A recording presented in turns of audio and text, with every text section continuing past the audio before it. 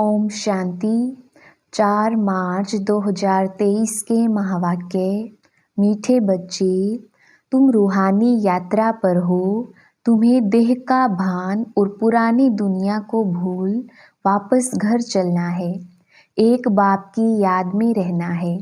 प्रश्न, साक्षी हो कौन सी बात हर एक को अपने आप से पूछनी है? उत्तर, जैसे बाप साक्षी हो हर एक बच्चे की अवस्था देखते हैं कि इनकी अवस्था कैसी है। बाप को पाकर अति इंद्रिय सुख का अनुभव करते हैं या नहीं, ऐसे अपने से पूछना है कि हम अपने आप को कितना सौभाग्यशाली समझते हैं, कितनी खुशी रहती है। बाप से पूरा वर्षा लिया है, वारिस बनाए हैं, योग बल से पापों को भस्म कर पुण्य आत्मा बने हैं। गीत, रात के राही थक मत जाना। ओम शांति। यह बच्चों को समझाया हुआ है। जैसे आत्मा शांत स्वरूप है, वैसे परमपिता परमात्मा भी शांत स्वरूप है। ओम का अर्थ भी समझाया हुआ है कि ओम अर्थात अहम आत्मा, मम माया। सन्यासी लोग कहते हैं अहम ब्रह्मस्मि। वह ब्रह्म को ईश्वर समझते हैं, रचना को माया कह देते हैं।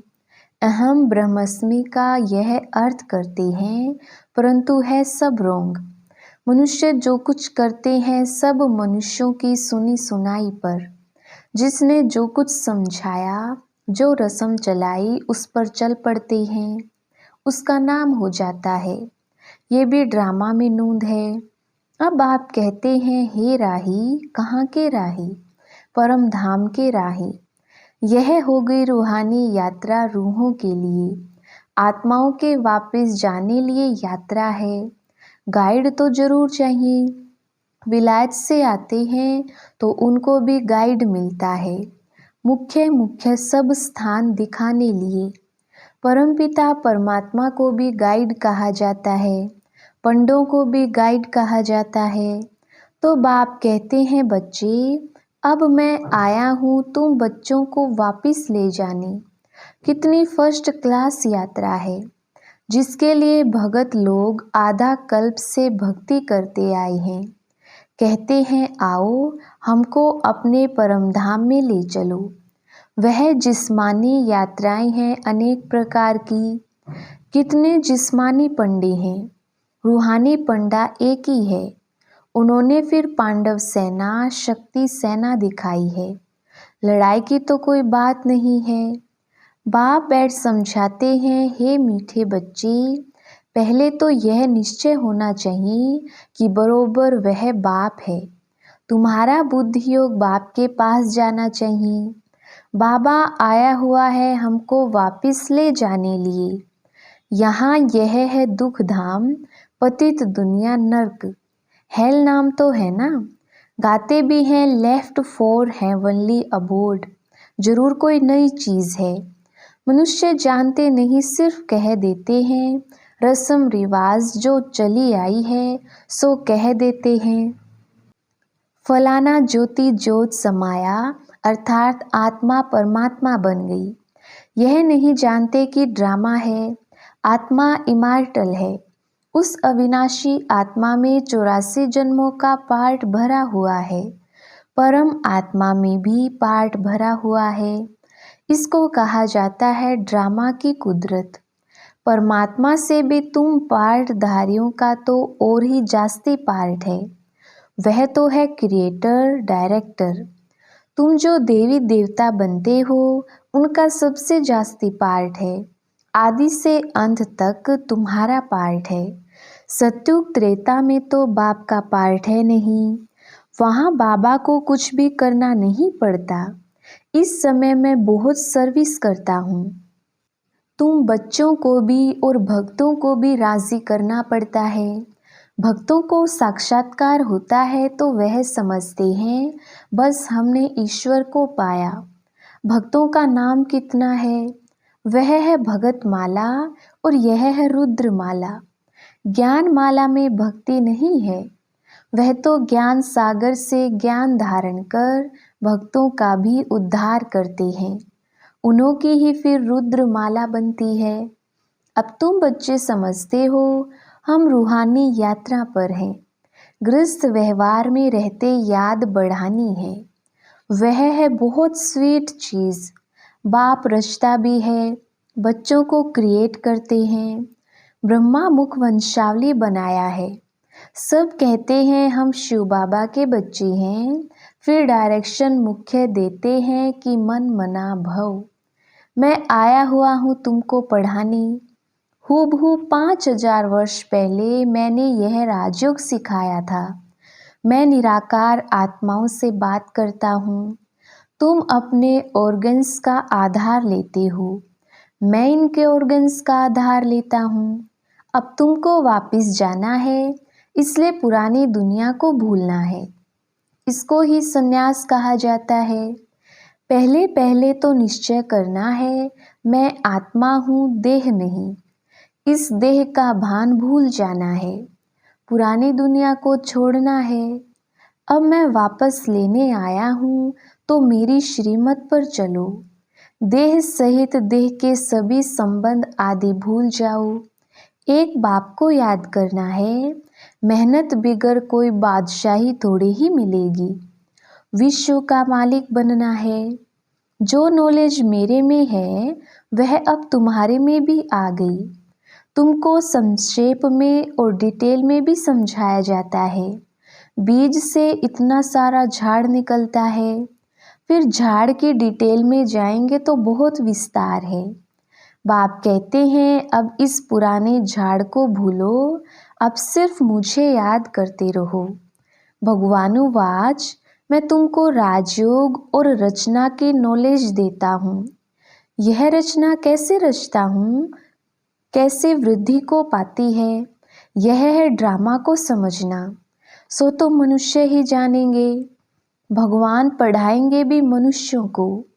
मुख्य है गीता, गीता का नाम है।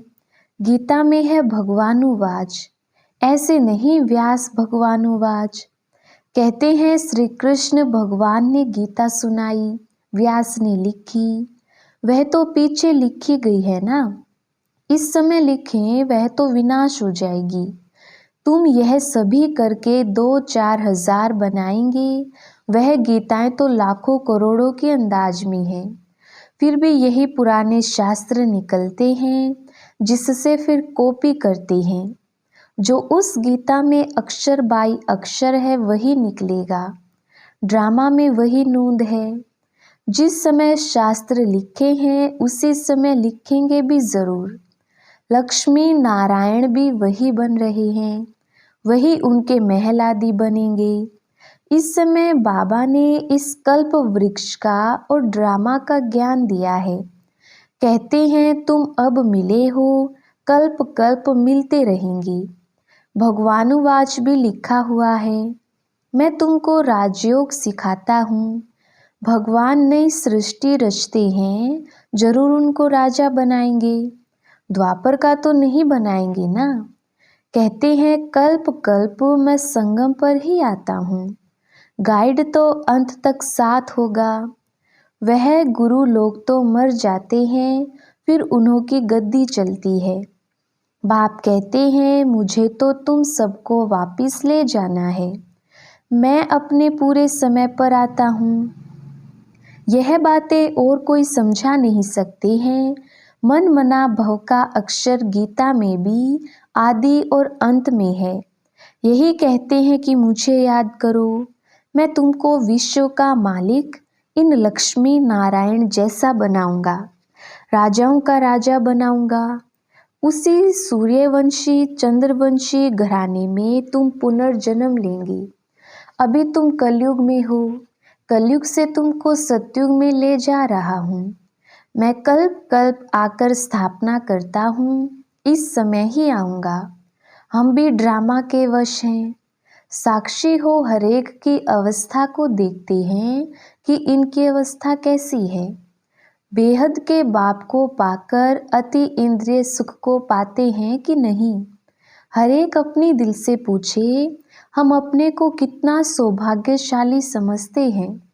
बाप के बच्चे बने हैं तो बाप से पूरा वर्षा लिया है। ऐसे भी नहीं बाबा सबको लक्ष्मी नारायण बनाएंगे। यह पढ़ाई है, जितना जो पुरुषार्थ करे। स्कूल में पढ़ा जाता है तो एम ऑब्जेक्ट रहती है ना। तुम जानते हो हमें 5000 वर्ष पहले मुआफिक हूबहू बाप आकर राजयोग सिखला रहे हैं।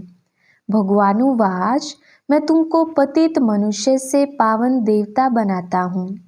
गॉड पढ़ाते हैं तो जरूर गॉड गॉडेज बनाएंगे ना, जैसे बैरिस्टर बनाते हैं। भक्ति मार्ग में भगवती भगवान कहते हैं, परंतु हैं देवी देवताएं। आदि सनातन देवी देवता धर्म कहा जाता है। तुम जानते हो कैसे बाप आकर हमको पढ़ाते हैं। मुख्य एम ऑब्जेक्ट भी बुद्धि में है। चक्र तो बुद्धि में फिराना ही है। गृहस्थ व्यवहार में रहते पवित्र रहना है। पवित्र नहीं बनेंगे तो पवित्र दुनिया के मालिक कैसे बनेंगे? यह ड्रामा का राज और कोई समझ नहीं सकते। यह चित्र आदि भी बाप ने बनवाए हैं। बाबा थोड़े ही आर्टिस्ट था। यह चीज़ और कोई बनवा नहीं सकता है। यह मैप्स हैं, यह झाड़ है, बीज ऊपर है। कल्प वृक्ष के नीचे जगदम्बा बैठी है, जो सभी के सुख की कामना पूरी करती है। सतयुग में दुख का नाम नहीं होता। तुम कहेंगे हम नई दुनिया के मालिक बन रहे हैं।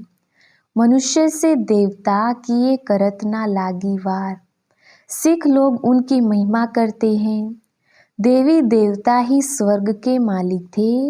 वह अब और धर्मों में कन्वर्ट हो गए हैं, फिर निकलते आएंगे।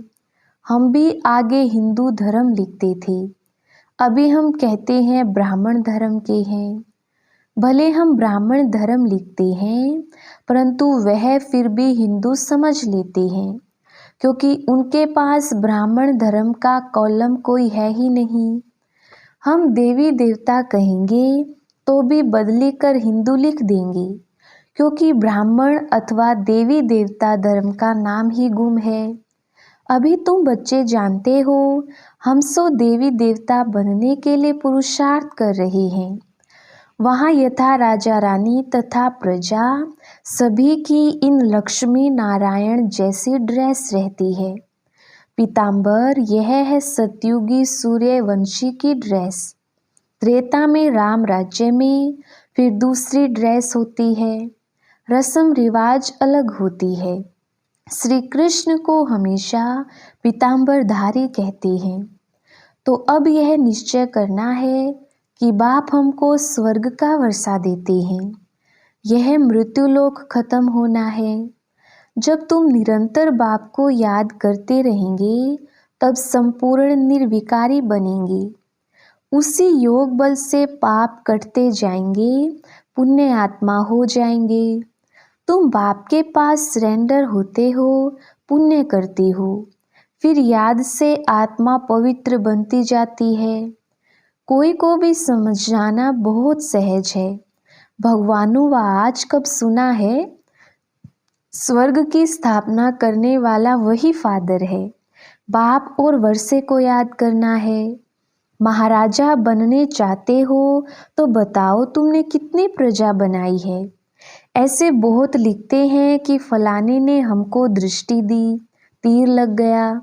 प्रजा बनाने और वारिस बनाने की मेहनत करनी पड़ी। प्रजा तो बहुत सहज बन जाती है, फिर गद्दी पर कौन बैठेंगे? वह भी मेहनत कर बनाना है। माया जीत जगत जीत बनना है। माया से हारे हार है, बाप से शक्ति लेनी है। यह मेहनत तुम बच्चों को करनी है। कोई भी बात में मूंझते हो तो पूछते रहो। बाप पढ़ाते हैं तो इसमें कोई संशय नहीं आना चाहिए ना। अनेक प्रकार के संकल्पों के तूफान तो आएंगे। बुद्धि योग तोड़ने की कोशिश करेंगे, तूफान लगेंगे, माया खूब हैरान करेगी। फिर कहेंगे यह तो माथा ही खराब हो पड़ा है। जो बीमारी आदि कभी हुई नहीं, सो अब होती रहती हैं। विघ्न बहुत आएंगे, इसमें कमज़ोर नहीं बनना है। अच्छा, बाप दादा मीठी मीठी मम्मा का सिकिलधे बच्चों प्रति याद प्यार और गुड मॉर्निंग। रूहानी बाप की रूहानी बच्चों को नमस्ते। हम रूहानी बच्चों की रूहानी बाप दादा को याद प्यार गुड मॉर्निंग और नमस्ते जी। धारणा के लिए मुख्य सार। पहला पॉइंट, बाप ने जो फर्स्ट क्लास यात्रा सिखलाई है उस रूहानी यात्रा पर रहना है। श्रीमत पर देह सहित सब कुछ भूलना है। दूसरा पॉइंट, कभी भी माया के तूफानों में कमजोर व संशय बुद्धि नहीं बनना है। किसी भी बात में मूझना नहीं है। वरदान, सदा भरपूरता की अनुभूति द्वारा टेढ़े रास्ते को सीधा बनाने वाले शक्ति अवतार भव। विस्तार, सदा शक्ति के गुणों के ज्ञान के खुशी के खजाने से भरपूर रहो तो भरपूरता के नशे से टेढ़ा रास्ता भी सीधा हो जाएगा। अगर खाली होंगे तो खड्डा बन जाएगा और खड्डे में गिरने से मोच आएगी। जो कमज़ोर और खाली होते हैं उन्हें संकल्पों की मोच आती है। शक्ति अवतार अर्थात टेढ़े को सीधा करने का कॉन्ट्रैक्ट लेने वाली। ऐसा कॉन्ट्रैक्ट लेने वाले कभी यह नहीं कह सकते कि रास्ता टेढ़ा है।